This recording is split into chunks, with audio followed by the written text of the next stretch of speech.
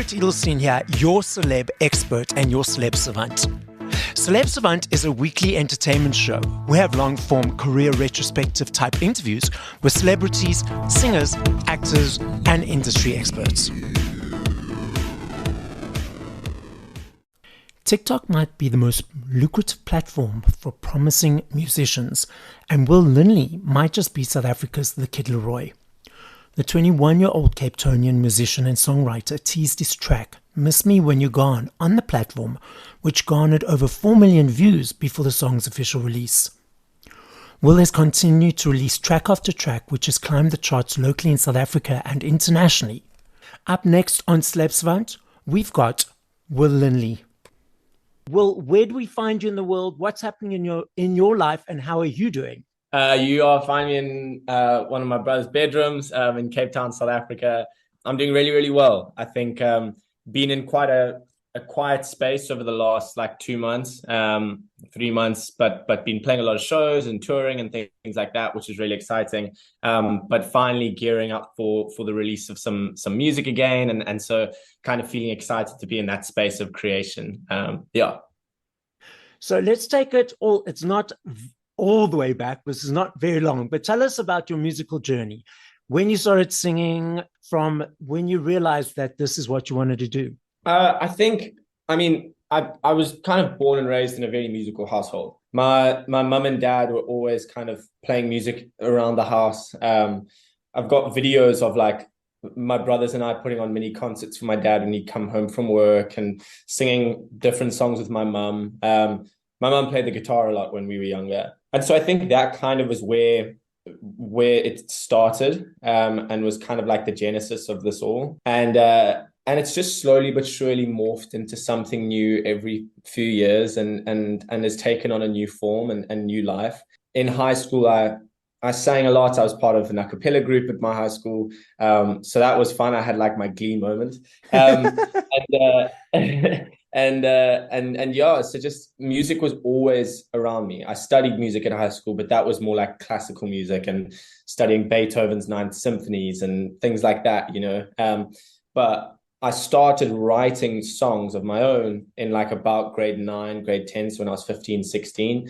And that just was kind of a little bit of a grind. And I just try write a song every now and then and see what happened. And if I liked what I did, I'd put it up on SoundCloud and tell my friends, hey guys, I've written a song, you can listen to it. And so that really was just the environment that I was brought up in, and the way that I like to create. And there was never a lot of pressure on myself. And I never really wanted to do music as a career because I never thought it was really a possibility. But that kind of all started changing in first year varsity, second year varsity, and I started taking it a lot more seriously. And here we find ourselves today. So that's kind of the broad scope of the journey so far. But it really was just, I don't know, music was something that was nurtured in my household. My parents never forced us, but strongly encouraged us kids to play an instrument, and to always play an instrument that would allow us to be part of something bigger than ourselves. So I played the violin as a kid, and then I was part of the orchestras in my schools. Okay. My one brother played the saxophone, and then he was part of the jazz bands and stuff in junior school. And the other brothers kind of all sang or played viola or played piano, and so everyone did music, and as the youngest brother, seeing that, it was oh yeah, it's the norm. You have to play a musical instrument. You don't have to. It was just what was kind of the thing in my family. How many siblings do you have? 3 older brothers. Are you still studying at varsity? No, not anymore. Did 2 years, took a gap year to just kind of see out this musical thing, and kind of said and agreed with my parents and agreed with the people that I make music with. And it's been a very big conversation over the last year and a half, but we kind of saw this year as a year to be able to see okay, is this possible? A year to be able to go okay, at the end in December now, can we look back and go cool, we can see tangible exponential growth.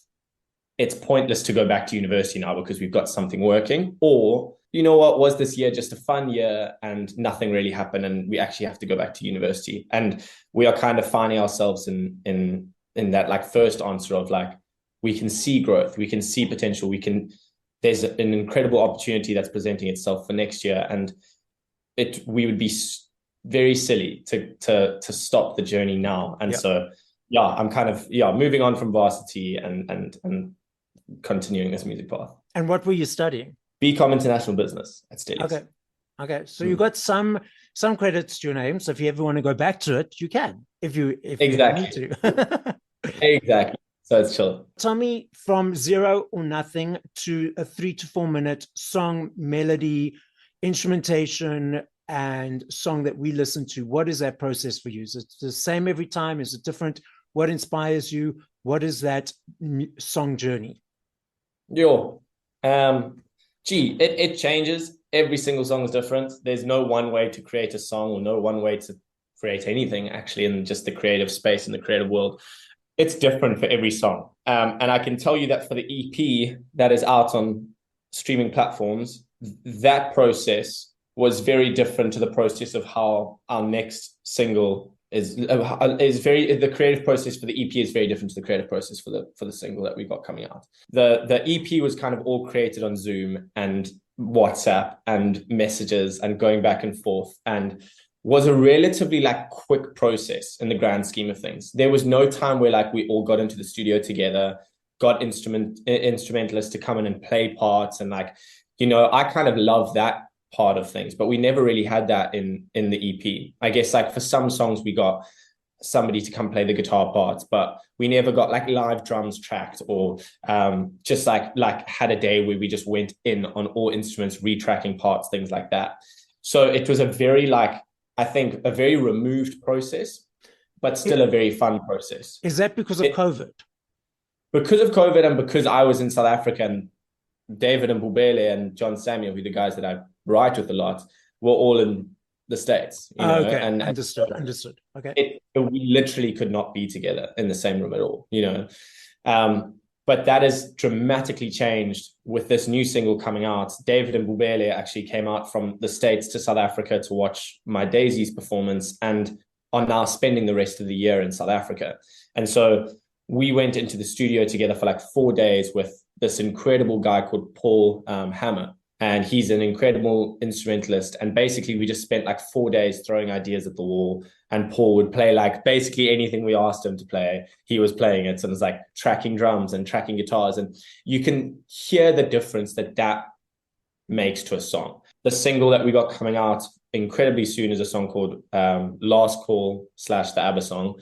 And it just has a whole different feel. I think there's something special about having live instruments and live tracking in a song, and it not being dominated by everything in perfect grids and sounding like perfect. And I'm so excited. I think it's going to be a really, really, really fun one. Did you say / the ABBA song? Yeah, it's become known to a lot of people as the ABBA song. So I have to put the ABBA song in its title. So we're going to go like Last Call and then in brackets the ABBA song. But why the ABBA song? Because there's a line in it that goes, "We started dancing to ABBA, now I can't pretend." And everyone's kind of latched onto that line. And they're like, "Oh, where's the ABBA song? Where's that song?" So, yeah. And do you like ABBA yourself, personally? Oh, I love ABBA. Come on, cool. Who can't love a little bit of Gimme, Gimme, Gimme, or Voulez-Vous? I mean, they're brilliant. I mean, they were so mocked in their time. I mean, I wasn't even thought of, neither were you, naturally.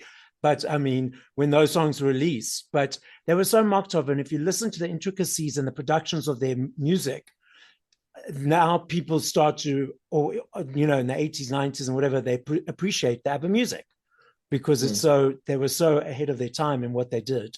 Beyond the next song, the ABBA song, Last Call, what's coming up next thereafter? Are you allowed to say, or is it still very secretive, or what's up in the pipeline? No, we've got a lot of shows coming up, so we're working hard to try and make those things perfect. I think that's been a very interesting journey in and of itself, because live is very different to just writing and recording a song. Yeah. And then we just got more music coming out. We've got about like 20 songs, 25 songs that we're kind of picking from and just going to pick which one we think should come next, you know? So we're in a really, really nice space in terms of like having the songs, feeling super comfortable in those songs and feeling like we've got good songs. And so it'll just be a lot more music and hopefully some more shows in the new year and some writing trips. So is this 25 songs that you mentioned, is this going to be a body of work that leads to a full album? We don't know. It could. At this moment in time, with the current state of online streaming and music platforms, people aren't necessarily consuming big bodies of work for like relatively small artists. You know what I mean? You got to be like The Weeknd or Adele or whoever to put out a concept album or a big album, and people will take the time to listen to it from start to finish. I think I have some ideas in what I would like to do for a concept album and for an idea, and I'd love to try and see that out. But at this moment in time, we really just focused on the songs and getting those perfect before we start dreaming big and going for an album. The album will come at some point, but I can't tell you when or how. Or, So leading, great segue. Obviously, you're younger, I'm older than you, but it was CDs, vinyls, cassettes. Those are making a great comeback. I'm grateful because I love me a CD. I love the aesthetic of holding something, the booklets, the artwork. It was that whole physical journey of a person, you know, going out, buying the CD, knowing that they had to save that amount of money to get that specific artist's album. And now we've got these streaming platforms.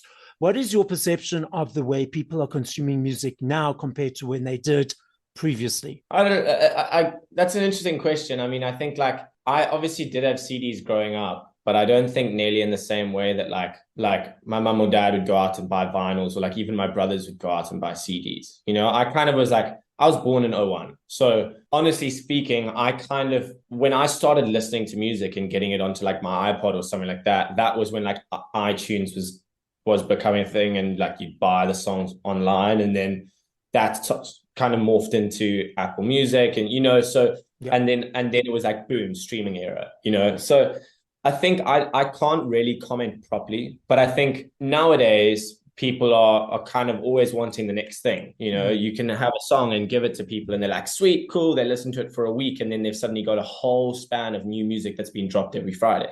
So like you have a week to try and win over their hearts and make them fall in love with your song before Drake or Adele or somebody huge is dropping their next song. You know, I had a very funny thing. And when I first dropped my first single, Miss Me When You're Gone, Adele dropped her album the week after my single dropped. And so as a tiny, teeny, incy-wincy ant in the grand scheme of Adele, it was a tough artist to even try and like, to even try and raise my hand against. But I kind of saw how that took place, because they really, there's so much new music being dropped every week. And I think that's where it can be a bit hard for artists with the streaming era and with everything going on. You have such a little amount of time to try and win their hearts over and for people to fall in love with your song before they're finding something new that they love. But also the thing is that in that journey, there isn't much of a journey, because it's just dropped into the inbox. Previously, people had to, you know, go and say, okay, cool, listen to the radio or search or, you know, go into iTunes and actually pay for it. There isn't much of that musical journey now like there used to be, even in your space, like compared to my space, where we had to listen to the radio, listen to one single and then another single, and then go to the CD shop and actually purchase the CD and hope for it's a whole 12 or 15 track you know, song or tracks that were really cool.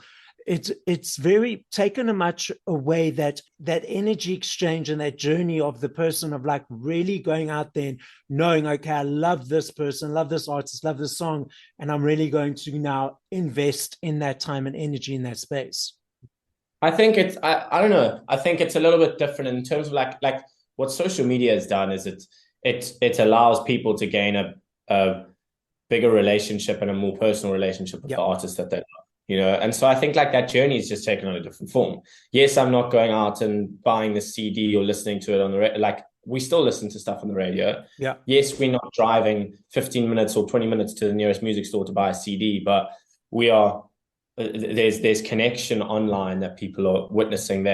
they, with the way that music is kind of released nowadays, it's like, put it on TikTok, do people like it? And then there's that journey of like making people kind of fall in love with the song before it's been released. And that's a difficult thing in and of itself. Yeah. But I think like then that pulls people over to your socials, onto Instagram, and to things like that. And that's where you can kind of like build relationships with fans and try and like, I don't know, really build something solid with them. And then you know that when you have that connection, when you feel like I resonate with you as a fan and you resonate with me as an artist, that's where the connection comes into play. And that journey is like so indestructible, because then they will champion you and I will champion them, and they will listen to my music and I will try and put on the best shows possible for them. You know, so kind of it's like you just build the relationship in a different way. And I think it becomes a more personal relationship than what it ever was. And I actually really love that, you know. And so like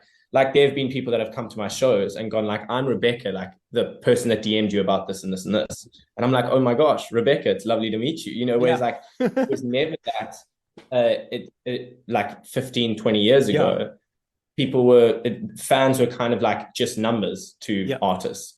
And now I think it's become a much more personal thing, and fans are more than just somebody that's listening to your music that you're never able to connect with. They are actually like human beings that are championing your music, and you owe it to them to kind of build a relationship and try and connect with them on a more personal level. And I think that that's where the journey has shifted. That's interesting. I like that answer. Now, tell us what you enjoy about performing live. The connection with fans. I think the whole reason why I do music is connection. It's being able to create something and a body of work that hopefully people connect to.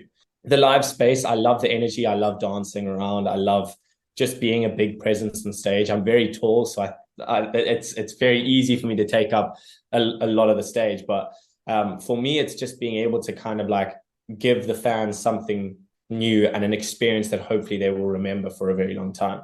I'm still new to the whole live game, and so I'm trying to figure out, okay, how do you put on a concert properly? How do you make this work? But I think overall, it's been such a blessing and so much fun, and particularly performing live and having people sing songs back to you, or being able to win somebody new over who's never heard your songs. That's a really cool challenge in live that I didn't quite appreciate until about like 2 months ago. Wait, how tall are you? You're sitting down. I can't really see right now. So for the listeners, we're on Zoom. So how tall are you? I'm 6'3". Oh, wow. Okay, so that's pretty tall. It's all legs. It's all legs.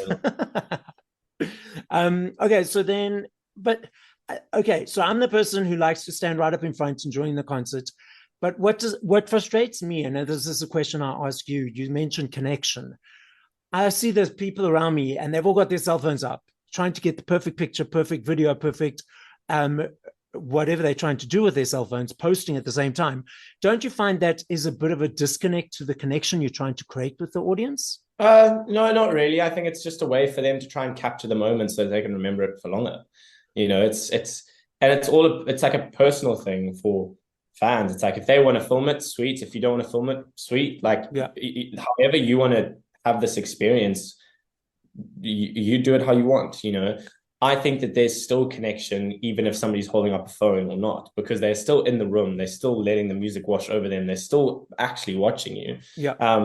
A lot of people just kind of hold their phone to the side and then watch, you know. And so it's kind of like two eyes, you know, but I think four eyes. It's 4 eyes, exactly.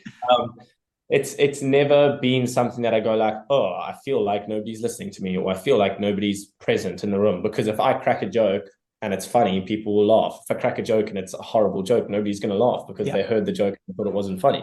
You know, so it's very much just like, it's just, again, a matter of like where concerts have gone, and if somebody wants to experience it through a phone and so that they can hold on to that memory for longer, then so be it. I love that, and I would want them to be able to experience the show for longer if they don't want to lose that moment. Now, I'm going to put you on the spot. I love playing the game. The recipients don't normally like this game. So it's basically, if I had to ask you this question in 2 minutes, 5 minutes, 5 hours, tomorrow, 5 days, the answer will be different.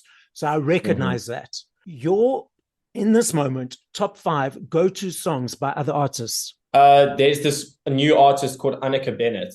Well, she's not new. She's new to me. and she's incredible. She writes a lot with Lainey, a band. And so like, she's a really cool writer, full stop. And then she has like these side projects where she's just released her own music independently. Her streams aren't wild at all, but I honestly went and downloaded every single song of hers. I don't know how many songs she's got on streaming platforms, but downloaded her EP, downloaded 5 of her singles. Like, I've never found an artist that I've honestly loved every single thing they put out. So okay, a woman by the name of Annika Bennett, by far. Then there's a band called Tours, and they just released a song with Lily Williams called Darling, I Don't Miss You, Except When I Do. That's really good. All For You by Dean Lewis. Sick. Sorry, I'm going through my Spotify here. No, it's okay. Cheat. A song called Different by Joshua Bassett's really cool. I'm in Love with You by 1975. And one more. Probably The Neighborhood by Grace Enger. Okay, brilliant. And now, artists that you would like to on your bucket list that you'd like to collaborate with. Annika Bennett is now definitely one of them. Okay. I love John Bellion. I'd love to write with him one day. Chelsea Cutler, I think, is incredible. There's this guy called Adrian Bassett, who I think is really good. Or Bassett. Yeah, those are kind of them right now. But Chelsea Cutler, I think, would be really, really cool. But then there's like Loyiso, who's insane. I had a camp with him 2 weeks ago, and he's just so good. I think he would be so much fun. Matthew Wall, absolute legend, dream collaborator. So I've got a few on my list. Okay, putting it out there that they'll all happen. Let's see. Yeah, let's see. No, let's manifest. We have to manifest. Well, so the podcast is listening to locally, internationally, all around the world. The top 5 countries are the UK, USA, South Africa, Belgium, and Germany, interestingly enough. So as a final message to the listening audience, what would you like to say? That's an interesting question. I always struggle with this one because I'm like, why would people want to take anything from me? But I think our world is in massive need of just a big hug, and hopefully I can try and provide that every now and then. But stay true to who you are. Don't let anybody else tell you how you should show up and live your life. Have fun. Take in all the goodness of the days. Leave all the bad behind. And just keep putting one foot in front of the other. Love it. Putting one foot in front of the other, as Will says. So this is Celeb Savant signing out with Will Linley.